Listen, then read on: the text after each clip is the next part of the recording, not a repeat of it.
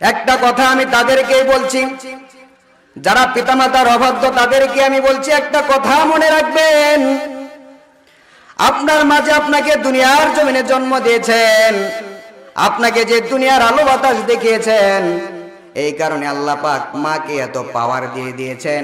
সেই মায়ের জবান দিয়ে যদি কোনো অনিয়ম দোয়াও বাহির হয়ে যায়, মুখ ফুসকে যদি কোনো বদদোয়াও বাহির হয়ে যায়, আমার আল্লাহ পাক সেটা কখনো ফিরাইয়া দেয় না। আমার আল্লাহ পাক সেই দোয়াটাকে সাথে সাথে কবুল করে নেয়। প্রিয় মুসলমান ভাইয়েরা আমার, আমি ছোট্ট একটা ঘটনা বলে আমার আলোচনা সংক্ষিপ্ত করে দেব। হযরত জুলাইজ রাহমাতুল্লাহি আলাইহি, আল্লাহ পাকের এক এমন প্রিয় বান্দা যে দুনিয়ার কোনো কাজ করে না, সে শুধু সারাক্ষণ আমার আল্লাহর ইবাদত করে। সেই ইবাদত করার জন্য সে একটা ইবাদত গাহ বানিয়ে নিয়েছে। সেই ঘরের ভিতরে সে সারা দিন ইবাদত করে, সারা রাত ইবাদত করে। হঠাৎ করে একদিন তার মা জুলাইজের সাথে সাক্ষাৎ করতে যায়। জুলাইজের মা দরজার সামনে গিয়ে ডাক দিয়ে বলে, জুলাইজ, আমি তোমার মা, আমি তোমার সাথে সাক্ষাৎ করতে এসেছি, আমি তোমার সাথে দেখা করতে এসেছি। এর সন্তান, তুমি দরজা খুলে দাও। কিন্তু প্রিয় ভাইরা আমার, তার মা যে সময় জুলাইজের দরজায় এসে দাঁড়িয়েছে, সেই সময়টার ভিতরে জুলাইজ নামাজের মধ্যে লিপ্ত ছিলেন। কিসের মধ্যে লিপ্ত ছিলেন? জুলাইজ রাহমাতুল্লাহি আলাইহি নামাজের মধ্যে লিপ্ত ছিলেন। জুলাইজ রাহমাতুল্লাহি আলাইহি নামাজের মধ্যে দাঁড়ায় চিন্তা করতেছেন, সলাতি ইয়া উম্মি, আমি কি আমার মায়ের সাথে দেখা করব, নাকি যে আমি আল্লাহর ইবাদতে দাঁড়িয়ে রয়েছি, নামাজের মধ্যে দাঁড়িয়ে রয়েছি, আমি নামাজ আদায় করব। জুলাইজ রাহমাতুল্লাহি আলাইহি, সে আল্লাহর সাথে এত প্রেম, আল্লাহর প্রতি এত ভালোবাসা, জুলাইজ রাহমাতুল্লাহি আলাইহি নামাজটাকে ছাড়তে পারে নাই। সে নামাজের মধ্যে লিপ্ত রইলেন। জুলাইজ রাহমাতুল্লাহি আলাইহির মা চলে গেলেন। দ্বিতীয়বারের মতো তার মা আবার আসলেন তার সাথে সাক্ষাৎ করার জন্য। দরজার সামনে দাঁড়ায় আবার ডাক দিলে, রে জুলাইজ, আমি তোমার মা, আমি তোমার সাথে সাক্ষাৎ করতে এসেছি। গতদিনও এসেছিলাম, তুমি আমার সাথে দেখা করো নাই, তুমি আজকে আমার সাথে দেখা করো। কিন্তু প্রিয় ভাইরা আমার, সেই মুহূর্তে জুলাইজ রাহমাতুল্লাহি আলাইহি নামাজের মধ্যে ছিলেন।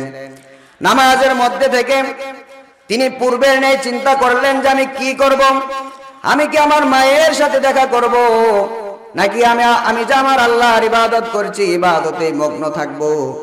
সে নামাজের মধ্যে দাঁড়ায়া সে চিন্তা করলো, নামাজটাই আমার কাছে শ্রেয়, যে কারণে সে নামাজের মধ্যেই মগ্ন থাকলেন। জুলাইজ রাহমাতুল্লাহি আলাইহি তার মা কিছুক্ষণ ডাকাডাকি করার পরে চলে গেলেন। তৃতীয় দিন যখন জুলাইজের মা আবার আসলেন তার দরজার সামনে ডাক দিয়া বলে, জুলাইজ, 2 দিন পর্যন্ত তোমার ঘরের সামনে এসেছি, কিন্তু তুমি সন্তান আমার সাথে দেখা করো নাই। আচ্ছা বলেন তো দেখি, জুলাইজ রাহমাতুল্লাহি আলাইহি যে নামাজে ছিলেন, এটা কি তার মা জানে? তার মা সেইটা জানে না। জুলাইজ রাহমাতুল্লাহি আলাইহি যে নামাজের মধ্যে ছিলেন, সেটা তার মা জানে না। তার মা এরকম ভাবে বলতেছে, রে জুলাইজ, 2 দিন পর্যন্ত তোমার সাথে আমি দেখা করতে এসেছি, তোমার সাথে সাক্ষাৎ করতে এসেছি, কিন্তু তোমার দেখা পাই নাই, তোমার সাক্ষাৎ পাই নাই। আজ অন্তত তুমি আমার সাথে সাক্ষাৎ করো। কিন্তু জুলাইজ রাহমাতুল্লাহি আলাইহি সেই দিনও নামাজের মধ্যে ছিলেন। জুলাইজ রাহমাতুল্লাহি আলাইহি নামাজের মধ্যে দাঁড়ায় আগের মতোই চিন্তা করলেন। তার মা অনেকক্ষণ ডাকাডাকির পর তার মা যখন চলে যাওয়ার সময় বিরক্ত হয়ে তার মায়ের মুখ ফসকে কথা বাহির হয়ে গিয়েছে, এরে জুলাইজ, দরজা খুলে যেহেতু তুমি তোমার মায়ের চেহারা দেখলা না, তাহলে দরজা খোলার সাথে সাথে আমার আল্লাহ যেন তোমাকে বেশ্যা নারীর চেহারা দেখাইয়া দেয়। নাউজুবিল্লাহ বলে, এটা মায়ের মুখ ফসকে বার হয়ে গিয়েছে বিরক্ত হয়ে, যে জুলাইজ, দরজা খুলে তুমি তোমার মায়ের চেহারা দেখলা না, দরজা খুললেই যেন আল্লাহ পাক তোমাকে বেশ্যা নারীর চেহারা দেখায়। এখান থেকে যে মেসেজটা আমি আপনাদেরকে দিতে চাচ্ছি, সেটা গভীর মনোযোগ দিয়ে শুনবেন। তার মায়ের মুখ ফসকে কথা বাহির হয়ে গিয়েছে, যেহেতু তুমি আমার সাথে দেখা করলে না, আমার সাথে যেহেতু তুমি সাক্ষাৎ করলে না, সুতরাং দরজা খোলার সাথে সাথে যেন আমার আল্লাহ তোমাকে বেশ্যা নারীর চেহারা দেখায়। তার মায়ে কথা বলে চলে গেলেন। কিন্তু ওই এলাকার ভিতরে একটা অনাকাঙ্ক্ষিত ঘটনা ঘটেছে। ওই এলাকার ভিতরে একটি রাখাল সে মাঠের মধ্যে এরকম ভাবে ছাগল চড়াতেন এবং একটা রাখালিনীও ছাগল চড়াতেন।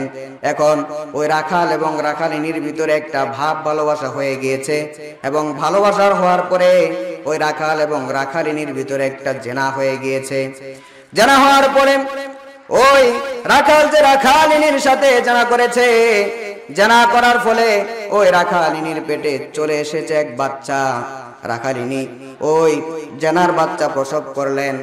জেনার বাচ্চা প্রসব করার পরে রাখালিনী চিন্তা করলেন, এই যে আমি জেনার বাচ্চা প্রসব করেছি, এখন আমি মানুষের কাছে কি জবাব দেব, মানুষের কাছে আমি কি কথা বলবো? মানুষে যখন আমাকে জিজ্ঞেস করবে যে রাখালিনী তোর তো বিবাহ হয় নাই, তাহলে তোর সন্তান কিভাবে আসলো? রাখালিনীর চিন্তায় চিন্তিত হঠাৎ করে তার মাথায় একটা বুদ্ধি এসেছে যে তুই যদি ওই জুলাইসকে যদি বলে দি, মানুষেরা যখন তোকে জিজ্ঞেস করবে এই সন্তানের বাবাকে, তখন তুই মানুষের কাছে বলে দিবি এই সন্তানের বাবা হচ্ছে জুলাইস। কি বলে দিবি? এই সন্তানের বাবা জুলাইস।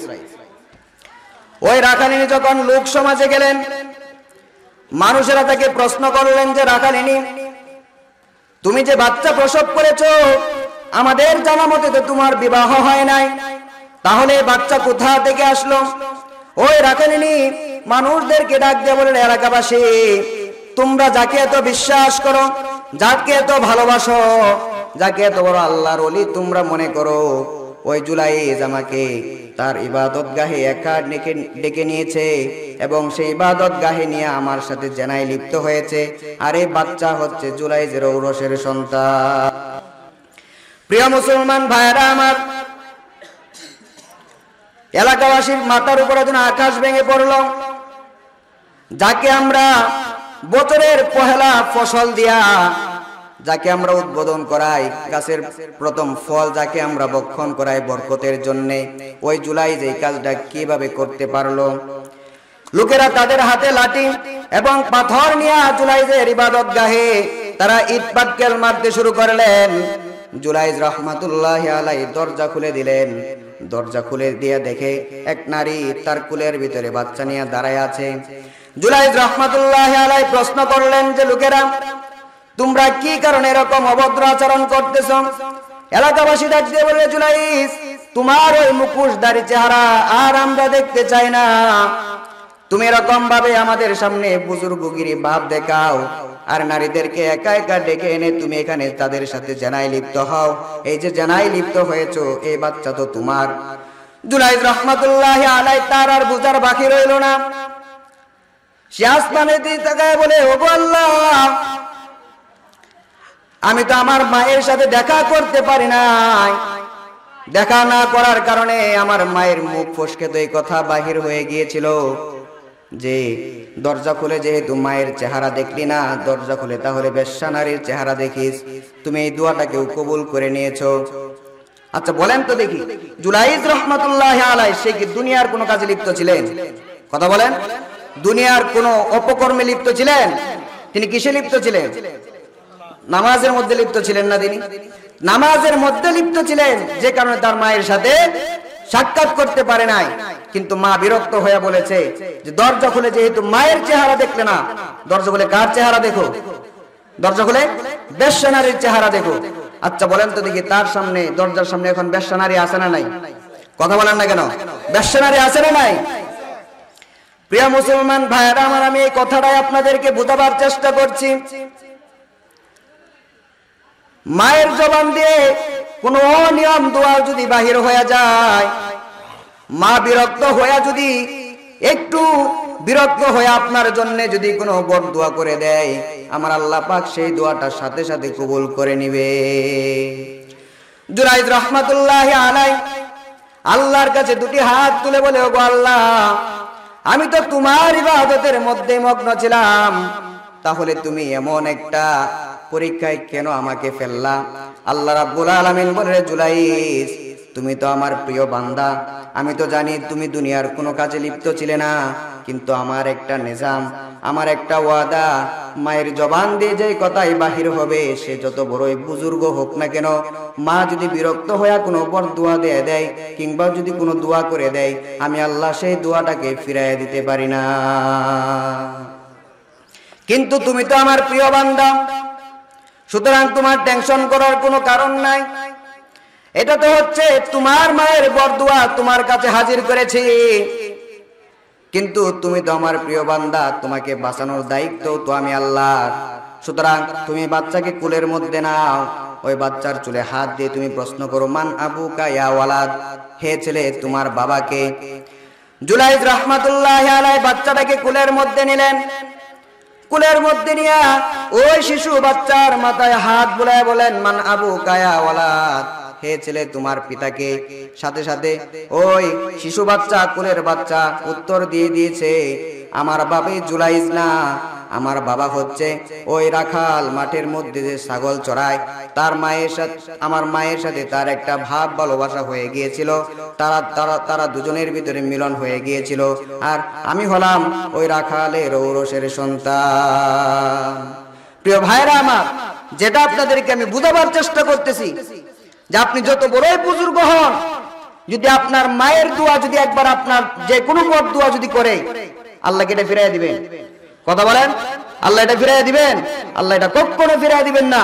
সুতরাং যারা পিতামাতার অবাধ্য সন্তান, তাদেরকে আমি বলি যে যারা তোমরা পিতামাতাকে এত কষ্ট দিচ্ছ, যারা পিতামাতার সাথে জারি দিয়া কথা বলো, যারা পিতামাতা অসুস্থ থাকা সত্ত্বেও পিতামাতাকে সুচিকিৎসা তোমরা করাচ্ছ না, পিতামাতা অসুস্থ থাকা সত্ত্বেও তাদেরকে দেখশুন তোমরা করছো না, তাদেরকে উদ্দেশ্য করে বলছি, তোমাদের পরকাল হচ্ছে অন্ধকার। বলেন ঠিক কিনা? পরকালে তোমরা দুনিয়াতে যত কিছুই হও না কেন, পরকালে তোমাদের জাহান্নাম ছাড়া দু চোখে আর কিছু দেখতে পাবে না। বলেন ঠিক কিনা? আল্লাহ পাক, আর হ্যাঁ আরেকটা কথা, আল্লাহর কাছ থেকে মাপ নেওয়া যেমন সহজ, সেই যে মা তোমাকে 10 মাস 10 দিন গর্ভে ধারণ করেছে, সে মায়ের কাছ থেকেও মাপ নেওয়া ততই সহজ। বলেন ঠিক কিনা?